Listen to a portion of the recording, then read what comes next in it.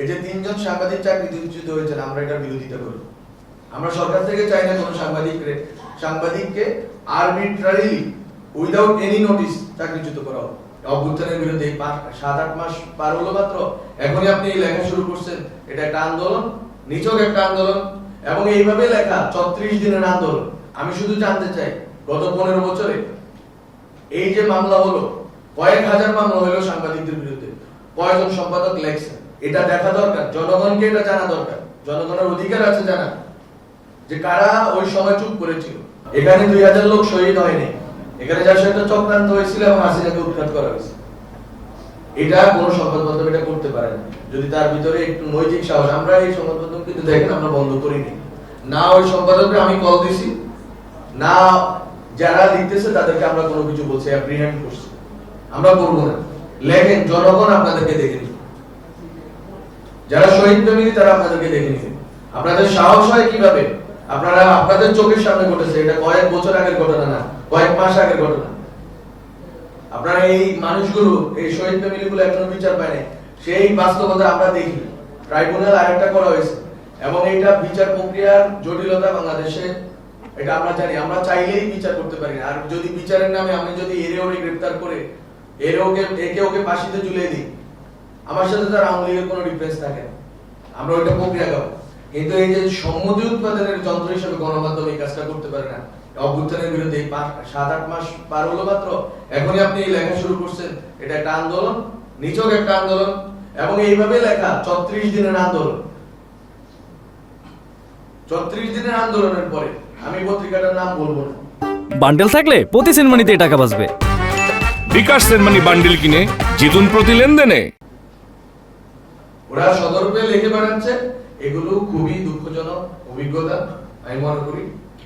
আপনারা বেশিবাদের পক্ষে সম্মতি উৎপাদন করেন না। আপনারা জনগণ যখন প্রতিবাদ করে, অবশ্যই এখানে মব ভায়োলেন্স হয়েছে, এবং মব ভায়োলেন্সের বিরুদ্ধে আমরা অবস্থান নিয়েছি। কোনো সংবাদ মাধ্যমে আজ পর্যন্ত কোনো আঘাত করতে দেওয়া হয়নি, এবং সামনেও করতে দেওয়া হবে না কোনো সাংবাদিক।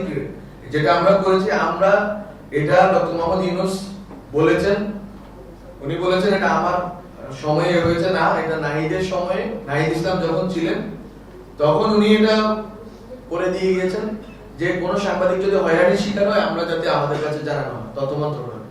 আমরা কিন্তু এই লিস্টটা প্রণয়ন করেছি।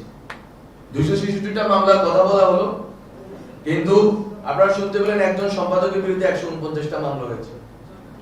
আমি শুধু জানতে চাই, গত 15 বছরে এই যে মামলা হলো, কয়েক হাজার মামলা হলো সাংবাদিকদের বিরুদ্ধে, কয়জন সম্পাদক লেখছেন, আমাদের কাছে প্রমাণ আছে।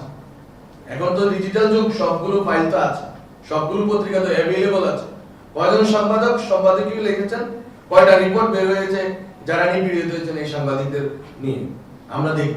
এটা দেখা দরকার, জনগণকে এটা জানা দরকার। জনগণের অধিকার আছে জানা যে কারা ওই সময় চুপ করেছিল, কারা ওই সময়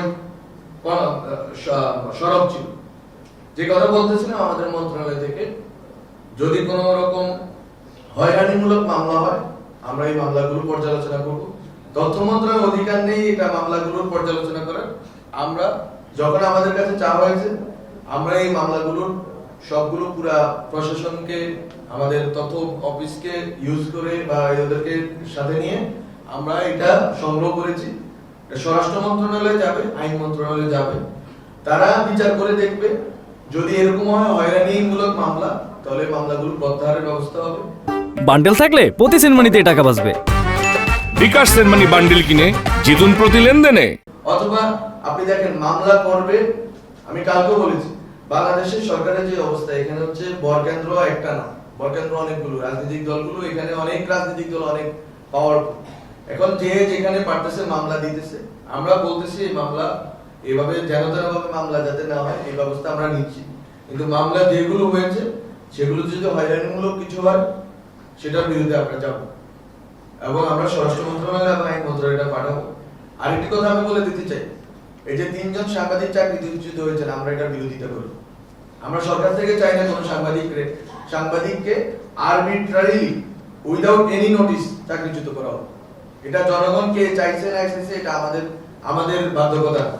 আমরা চাই সাংবাদিকদের যদি চাকরিচ্যুত করার, এটা প্রক্রিয়া আছে, সাংবাদিক সুরক্ষা আইনের কথা বলা আছে।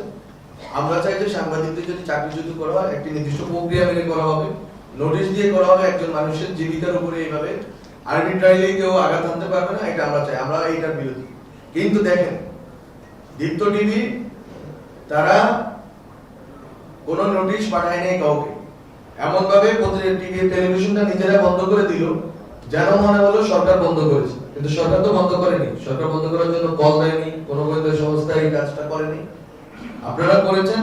এবং পুরো দুনিয়ায় নিউজ হলো যে সরকার একটা টিভি চ্যানেলের সম্প্রচার বন্ধ করে দিয়েছে। এই যে হটকারিতা, এটা কিন্তু কোনো ভালো লক্ষণ না।